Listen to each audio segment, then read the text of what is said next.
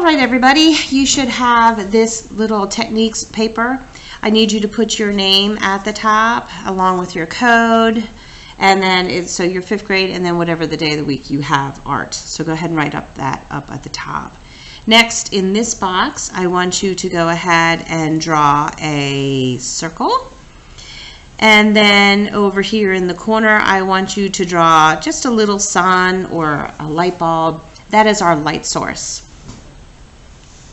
The next thing that you're going to do is, if the sun is shining, the light is coming down like this. You do not need to draw this line, but this is the way the light is shining, which means that I'm going to have a highlight right here. So go ahead and draw the highlight on your sphere. And then I want you to color in the rest of the whole sphere here using a medium pressure, and you should do that right now.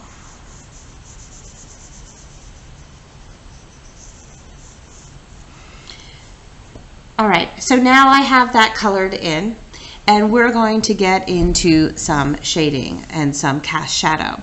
So the light cannot bend around the sphere and touch the ground, which is back here. So we're going to put our cast shadow here, and I want you to color hard for this. It's not a huge shadow that we're doing, but I do want you to make this the darkest. So there is my cast shadow. The light can also not bend around the sphere to the back side here, so I am going to take my pencil and I am going to color this part in a little darker. And then I'm going to get gradually a little lighter as I come around towards the center until it blends in with the color that I already have. So again, it's getting a little darker until the back edge is the darkest here. And then that is our cast shadow. So if you need to highlight this, if you need to label this, this is the cast shadow, just so you remember, is here. This is shading, or the shadow is here. This is a highlight.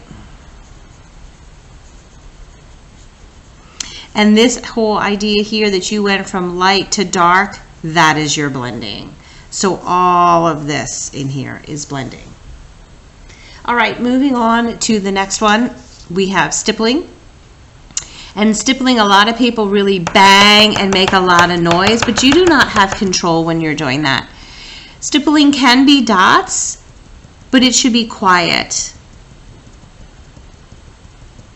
like this, and purposeful. You could also do stippling with short dashes, like so.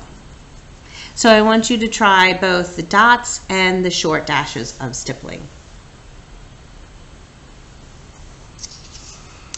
Hatching, which you see down here, is going and putting some lines on that are really close together like this. This is hatching.